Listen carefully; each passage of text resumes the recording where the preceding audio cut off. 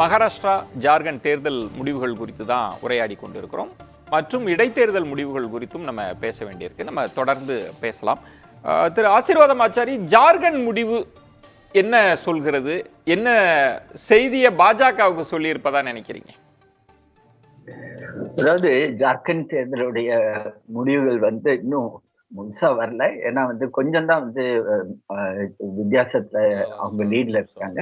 41 தொகுதிகள் தேவை. அவங்க 50ல இருக்காங்க. 9 தொகுதியில் கூடுதலாக இருக்கிறது. ஆனால் இப்ப மணி 10:48 இன்னும் பல சுற்றுகள் எண்ணப்பட இருக்கின்றன. ஆகவே நிலைமை மாறக்கூடிய வாய்ப்பு இருக்கிறது. குறிப்பாக ஹேமந்த் சோரன் அவர்களுடைய மனைவி கல்பனா சோரன் அவர்களே இப்போ தோல்வி முகத்தை நோக்கி போய் கொண்டிருக்கிறார்.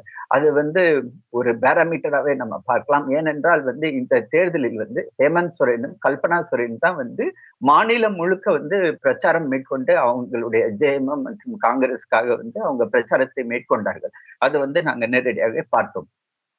சிவபிரியன் சார் ஒரு முக்கியமான ஒரு அட்வர்டைஸ்மெண்ட் பத்தி சொன்னார். நான் அந்த இடத்துல குறுக்கிட்டு, நான் உடனடியா எனக்கு நீங்க வாய்ப்பு கொடுப்பீங்கன்னு நினைச்சு நீங்க கொடுக்கல. இருந்தாலும் நான் அதை எக்ஸ்பிளைன் பண்ண வேண்டிய கடமை எனக்கு.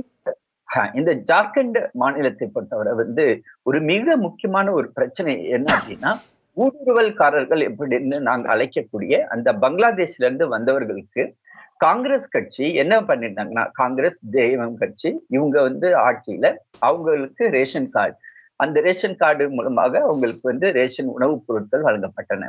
அவங்களுக்கு தங்குவதற்கு இடம் பட்டா போட்டு கொடுக்கப்பட்டது. அவர்களுக்கு எல்லா வகையிலும் அரசு சார்பாக உதவிகள் வழங்கப்பட்டன. ஆனா அவங்க இந்திய குடியுரிமை உள்ளவர்களா என்ன, அது ஒரு மிகப்பெரிய ஒரு கேள்விக்குறி. அவங்களை எதுக்காக இவங்க அவ்வளவு ப்ரொடெக்ட் பண்ணி அவங்களுக்கு பண்ணாங்க அப்படின்னா, அவர்களை ஒரு வாக்கு வங்கியாக, ஒரு ஓட்டு வங்கியாக திருப்பி அதன் மூலமாக அவர்கள் வெற்றி பெற வேண்டும் அப்படின்றது அவங்களுடைய பாயிண்ட் ஆஃப் வியூ. இப்ப பங்களாதேஷ்ல இருந்து வந்தவங்க ஒரு குறிப்பிட்ட இஸ்லாமிய சமுதாயத்தை சேர்ந்தவர்கள். எங்களை பொறுத்தவரை நமது நாட்டின் மண்ணின் மைந்தர்களுக்குத்தான் இந்தியாவில் ஓட்டுரிமை, அவர்களுக்குத்தான் ரேஷன் கார்டு, அவர்களுக்குத்தான் நிலம் பட்டா போட்டு கொடுக்கப்பட வேண்டும், அவர்களுக்குத்தான் வேலை வாய்ப்பு, அதிலும் குறிப்பாக மாநில மத்திய அரசு வேலை வாய்ப்பு கொடுக்கப்பட வேண்டும். இது எங்களுடைய கட்சியுடைய சித்தாந்தம், குறிக்கோள். ஏனென்றால் மண்ணின் மைந்தர்களுக்குத்தான் கொடுக்கப்பட வேண்டும் என்பது பாஜக முன்னிலைப்படுத்தியுள்ளது. அந்த அட்வர்டைஸ்மெண்ட்லயே நீங்க பாத்தீங்கன்னா, குறிப்பாக இப்படியாப்பட்ட ஒரு குறிப்பிட்ட சமுதாயத்தை வாக்கு வங்கியாக பயன்படுத்தப்பட்டால் இன்று ஜார்க்கண்ட் மாநிலத்துடைய வளம் அனைத்தும் கொள்ளை போகப்படும் அப்படின்றத நாங்க குறிப்பாக உணர்த்தினோம். ஆனா அவங்க இந்த அட்வர்டைஸ்மெண்ட்க்கு எதிராக எலெக்ஷன் கமிஷனுக்கு போனாங்க. எலெக்ஷன் கமிஷன் அதை தடை பண்ணுச்சு. அதனால அதுக்கப்புறமேட்டு நாங்க அதை எங்கேயுமே டெலிகாஸ்ட் பண்ண சொல்லல. இந்த தேர்தலை பொறுத்த அதுல ஒரு கூடுதல் விளக்கம் எனக்கு கொடுங்க. நீங்க ஒரு மத ரீதியாகவோ, இன ரீதியாகவோ, சாதி ரீதியாகவோ நீங்கள் மக்களை பிளவுபடுத்த கூடாது, நீங்க ஒரு வெறுப்பை விதைக்க கூடாது, ஒரு குறிப்பிட்ட சமூகத்தை அணிதிரட்ட கூடாதுன்றது தானே நமக்கு இருக்கிற வழிகாட்டும் நெறிமுறைகள்.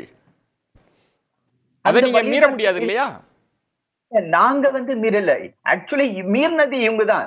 அதன் காரணமாகத்தான் ஏக் ராயங்க சேஃப் ராயங்க அப்படின்ட்டு பிரதமரே கூக்குரல் போட வேண்டிய ஒரு சூழ்நிலை. ஏனென்றால் ஒரு சமுதாயத்தை, ஒரு இஸ்லாமிய சமுதாயத்தை தங்களுடைய வாக்கு வங்கியாக கட்டமைத்து அதன் மூலமாக வெற்றியை பெற முடியும் அப்படின்றது காங்கிரஸ் கட்சியுடைய சித்தாந்தம். கோபண்ணா அவர்கள் தொடக்கத்துல சொன்னது, திரு ஆசீர்வாதம், நீங்க வாக்கு வங்கி அரசியல் தான் பண்ணணும் அப்படின்னா இங்கு 70-80 விழுக்காடு இருப்பது இந்துக்கள் தான். அப்ப இந்துக்களை தாஜா பண்றது தானே சரியான உத்தியா இருக்க முடியும். வாக்கு வங்கிக்காக போனா சிறுபான்மையினரை தாஜா பண்றது எந்த வகையில் அவங்களுக்கு வாக்கு வங்கி அரசியலுக்கு கை கொடுக்குன்னு கேட்டார் இல்லையா கோபண்ணா? நீங்க அதை எப்படி ஒரு சிறுபான்மை மக்களின் உரிமைக்காக பேசுறத வாக்கு வங்கியா எப்படி நீங்க சொல்லுவீங்க? அதுல லாஜிக்கே இல்லைன்னு கேட்டார் இல்லையா? விஜயன், எங்களை பொறுத்தவரை நாங்கள் பெரும்பான்மை சிறுபான்மை என்று நாங்கள் பார்க்க வேண்டிய அவசியமும் கிடையாது. ஏனென்றால் சிறுபான்மையின மக்கள் கூட எங்களுக்கு வெற்றி வாய்ப்பை கொடுத்து கொண்டுள்ளார்கள். உதாரணமாக காஷ்மீரை எடுத்துக்கொண்டால், எந்த பாரமுல்லா பகுதியில் ஒரு குறிப்பிட்ட ஒரு தொகுதியில் எங்கு வந்து 97% இஸ்லாமிய சகோதரர்கள் இருக்கிறார்களோ அங்கு வந்து 2வது இடத்தில் பாஜகவுக்கு ஓட்டு போட்டுள்ளார்கள். ஆக இஸ்லாமிய சமுதாயத்தை சேர்ந்தவர்கள், அதிலும் குறிப்பாக பஷ்மிந்தா முஸ்லிம், அதாவது பிற்படுத்தப்பட்ட இஸ்லாமியர்கள், இஸ்லாமியர்களிலும் வந்து பல்வேறு வகுப்பவாதம் இருக்கிறது. அதிலும் குறிப்பாக பிற்படுத்தப்பட்ட இஸ்லாமியர்கள் இன்று எங்களை நோக்கி வந்து கொண்டிருக்கின்றார்கள். அவர்களுக்கு நாங்கள் வந்து எல்லா விதமான வசதிகளையும், எல்லா விதமான பொருளாதார மற்றும் வேலை வாய்ப்பை நாங்கள் உருவாக்கி கொடுத்துக் கொண்டிருக்கிறோம். எங்களை பொறுத்தவரை இஸ்லாமியர்கள் வேறு, இந்துக்கள் வேறு என்று நாங்கள் பார்ப்பதே கிடையாது. எங்களுடைய ஒரே பிரச்சனை என்னவென்றால், நாங்கள் அவர்களை வாக்கு வங்கியாக பயன்படுத்தவில்லை. ஆனால் இஸ்லாமியர்களை முழுக்க முழுக்க வாக்கு வங்கியாக பயன்படுத்துவது காங்கிரஸ் கட்சி, அவர்களுடைய தோழமை கட்சிகள் என்பதுதான் எங்களுடைய குற்றச்சாட்டு. அதன் காரணமாக நான் மீண்டும் உங்களிடமே வரேன்.